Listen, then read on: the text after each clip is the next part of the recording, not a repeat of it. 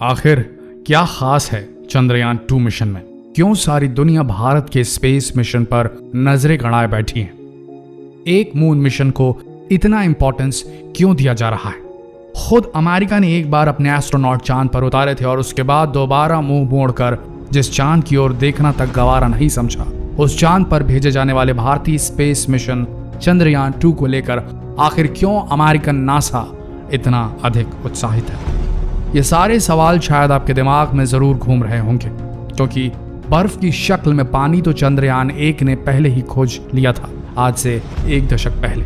तो अब क्या ये जानने की कोशिश होगी कि पानी कितना है और इस्तेमाल करने लायक है या नहीं? और उससे भी बड़ा रहस्यमय सवाल यह है कि क्या जब 2008 में चंद्रयान 1 मिशन ने चांद के नॉर्थ पोल रीजन में वाटर आइस होने की पुष्टि की थी, तो चंद्रयान 2 मिशन भला साउथ पोल पर क्यों केंद्रित किया गया? क्यों चंद्रयान 2 के लैंडर विक्रम और रोवर प्रज्ञान को साउथ पोल में उतारने का डिसीजन लिया गया? इन सारे सवालों और रहस्यों से पर्दा उठेगा नॉलेज टीवी हिंदी के इस एक्सक्लूसिव वीडियो में, तो बने रहिए हमारे साथ इस वीडियो के अंत तक। सबसे पहले सवाल नंबर 1, क्यों अचानक इतने दशकों के बाद अंतरराष्ट्रीय स्पेस एजेंसियां चंद्रमा को लेकर काफी इंटरेस्टेड नजर आ रही हैं? जवाब हुआ यह है कि स्पेस टेक्नोलॉजी अब काफी उन्नत, काफी एडवांस्ड हो चुकी है। अमेरिकन एस्ट्रोनॉट के चांद पर रखे पहले कदम से लेकर आज तक टेक्नोलॉजी में इतने बदलाव आए हैं, इतने एडवांसमेंट्स आए हैं कि अब वो संभव है जो उन दिनों संभव नहीं था। और उस पर चंद्रयान 1 का चंद्रमा पर बर्फ की फॉर्म में पानी का खोज कर लेना। अब इस खोज की महत्ता को कम बिल्कुल ना आंकना भारतवासियों, क्योंकि ये उतनी ही महत्वपूर्ण खोज हो सकती है जितनी भारत द्वारा विश्व को शून्य देना इंपॉर्टेंट था। जिस चंद्रमा को शून्य समझकर दुनिया के सारे देश मंगल और सूर्य की स्पेस मिशंस की तैयारी में लगे थे, उन्हें और पूरी मानव जाति को भारत ने एक बार फिर शून्य की कीमत बताई है दोस्तों, समझाई है दोस्तों। चांद पर पानी मिलना मतलब H2O मिलना। अगर थोड़ी कोशिश की जाए तो इस H2O से हाइड्रोजन भी एक्सट्रैक्ट किया जा सकता है और ऑक्सीजन भी। हाइड्रोजन काम आएगा रॉकेट प्रपल्शन फ्यूल के रूप में, और ऑक्सीजन से वहां काम करने वाले एस्ट्रोनॉट सांस लेने का जुगाड़ जमा सकते हैं। अब आप समझ रहे हैं ना हम किस ओर जा रहे हैं? जी हाँ, पानी है तो समझिए चंद्रमा पर परमानेंट मून बेस बनाने का पहला महत्वपूर्ण प्लेटफॉर्म मिल गया, समझिए। अब आते हैं दूसरे महत्वपूर्ण सवाल पर। सवाल नंबर 2, भाई क्यों बनाए परमानेंट मून बेस? रईसों को एक और पिकनिक स्पॉट देने के लिए, चांद की सैर कराने के लिए? जवाब नहीं, ऐसा बिल्कुल नहीं है। अगर आपने हमारे नए चैनल वॉच इन हिंदी पर चंद्रयान 2 पर बनाई स्पेशल वीडियो देखी होगी, तो आपको चांद पर मिलने वाले दुर्लभ हीलियम आइसोटोप हीलियम 3 की जानकारी जरूर होगी। अगर आपने अभी तक नहीं देखी तो हम इस वीडियो का लिंक डिस्क्रिप्शन में डाल देंगे, आप वो रोचक वीडियोस देख सकते हैं। संक्षिप्त में शॉर्ट में यहाँ बता दें कि चांद पर हीलियम 3 नामक आइसोटोप बहुतायत में उपलब्ध है, जिसका इस्तेमाल कर न्यूक्लियर फ्यूजन रिएक्शन को प्रैक्टिकली पॉसिबल बनाया जा सकता है। सरल भाषा में बता दें कि न्यूक्लियर फ्यूजन रिएक्शन वो रिएक्शन है जो सूर्य पर होता है, और इस फ्यूजन रिएक्शन से भीषण ऊर्जा निकलती है। अगर इंसान न्यूक्लियर फ्यूजन रिएक्टर बनाने में कामयाब हो गया तो आप समझ कर चलिए कि हमारी एनर्जी की, बिजली की, ऊर्जा की जरूरतें लगभग खत्म हो जाएगी। तो चांद पर हीलियम 3 की मौजूदगी चंद्रमा को अहम बनाती है, पर दिक्कत ये थी कि वहां से सैकड़ों टन मून रॉक या मून सॉइल का ट्रांसपोर्ट कर पृथ्वी पर लाना बहुत महंगा पड़ता और उसके बाद एक्सट्रैक्शन पॉसिबल हो पाता। लेकिन चंद्रयान 1 ने जब चांद पर पानी खोजा तो समस्या का समाधान वही हो गया। अब वहां मून बेस एस्टैब्लिश करने की ज्यादा संभावनाएं बनती हैं, और शायद निकट भविष्य में चांद पर ही मौजूद खनिजों की मदद से और आर्टिफिशियल इंटेलिजेंस से लैस रोबोट्स की मदद से मुट्ठी भर एस्ट्रोनॉट्स चांद पर ही एक्सट्रैक्शन प्लांट लगा पाएंगे। तो मून पर परमानेंट बेस बनाने से फायदा यह होगा कि वहां के खनिजों का दोहन किया जा सकेगा।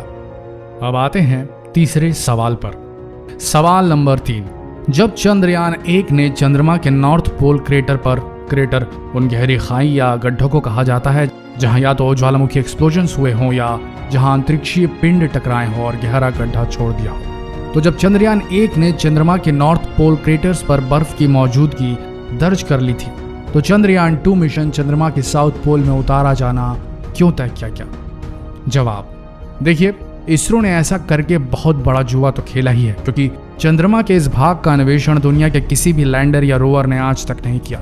चंद्रमा के साउथ पोल पर चंद्रयान के लैंडर विक्रम को सॉफ्ट लैंडिंग करने के बाद भारत दुनिया का चौथा ऐसा राष्ट्र बन जाएगा जिसने चांद पर सॉफ्ट लैंडिंग को अंजाम दिया। साथ ही साउथ पोल को इतने करीब से एक्सप्लोर करने वाला पहला देश बन जाएगा भारत। पर यह बड़ा कारण नहीं है साउथ पोल को लैंडिंग साइट घोषित करने का। बड़ा कारण यह है कि साउथ पोल पर ज्यादातर वक्त अंधेरा रहता है। चंद्रमा के इस पोल पर तापमान भी कम है और यहाँ बड़े बड़े क्रेटर्स हैं जो कोल्ड ट्रैप्स की तरह हैं, ठंडे पिंजरों की तरह है, जहाँ तापमान से जमा हुआ पानी बर्फ की शक्ल में मिल सकता है। तो ये कह ले मिलने के बहुत अधिक चांसेस हैं। आपको बता दें कि चंद्रयान 2 कोशिश करेगा लैंडर विक्रम और रोवर प्रज्ञान को उस ऊंचे समतल मैदान पर उतारने की जो साउथ पोल रीजन के 2 बड़े क्रेटर्स के बीच है। उन क्रेटर्स के नाम हैं मैंजिनियस सी एंड सिम्प्लियस एन। तो ये स्मार्ट मूव है इसरो का। अब सबसे बड़ी बात आपको बता दें, चांद के साउथ पोल रीजन में जो क्रेटर्स हैं वो कई बिलियन ईयर से अनछुए हैं, अनटच्ड हैं, और वहां फॉसिल रिकॉर्ड्स पाए जा सकते हैं हमारे सोलर सिस्टम की उत्पत्ति के। ये कितनी बड़ी खोज होगी दोस्तों, इसका अंदाजा भी लगा पाना मुश्किल है। अगर रोवर प्रज्ञान इन क्रेटर्स से कुछ तस्वीरें, कुछ ऐसे सबूत भेज दे पृथ्वी पर जिससे हमारे सौर मंडल की उत्पत्ति का रहस्य या पृथ्वी या खुद चंद्रमा की उत्पत्ति के निशान मिल जाएं, तो ये बहुत बड़ी उपलब्धि होगी। और ऐसा केवल साउथ पोल पर सुरक्षित गहरे क्रेटर्स को एक्सप्लोर करने से ही पता चल सकता है। एक और बात, वैज्ञानिकों ने साउथ पोल की सतह के नीचे एक बहुत बड़े मेटल ब्लॉब के होने की पुष्टि की है। ब्लॉब यानी कि गेंद जैसा है कुछ। एक शोध के मुताबिक एक मिस्टीरियस ब्लॉब, एक मेटालिक एनोमली के होने की पुष्टि की गई है साउथ पोल के मेंटल में, और यह शोध the journal geophysical research letters में छापा भी किया है। शोधकर्ताओं के मुताबिक ये मेटल ब्लॉब किसी मेटालिक उल्कापिंड के टकराने से चंद्रमा की सतह के भीतर जा घुसा है, और अनुमान लगाया जा रहा है कि इस मेटालिक ब्लॉब का वजन 2.4 क्वाड्रिलियन टन हो सकता है। सबसे बड़ी बात, ये मेटालिक ब्लॉब साउथ पोल में ही है जहां चंद्रयान उतरने वाला है। साउथ पोल आइटकिन बेसिन, इस बेसिन को हमारे सोलर सिस्टम का लार्जेस्ट सुरक्षित क्रेटर माना जाता है जहां शायद हमारी उत्पत्ति की निशानियां छुपी। तो इसरो के साइंटिस्ट का साउथ पोल पर पहली सॉफ्ट लैंडिंग करना न सिर्फ एक साहसिक स्टेप माना जाएगा बल्कि एक बहुत बेहतरीन डिसीजन माना जा सकता है। अब बस हम सब भारतीयों को उम्मीद के साथ देखना चाहिए चांद की ओर, और कामना करनी चाहिए कि चंद्रयान 2 एक सफल मिशन साबित हो। तो जितना हो सके दोस्तों इस जानकारी को भारतवासियों तक पहुंचाइए, क्योंकि this is history in making. और याद रखिए, ये खोज भारत के शून्य की खोज से भी बड़ी खोज साबित हो सकती है। धन्यवाद।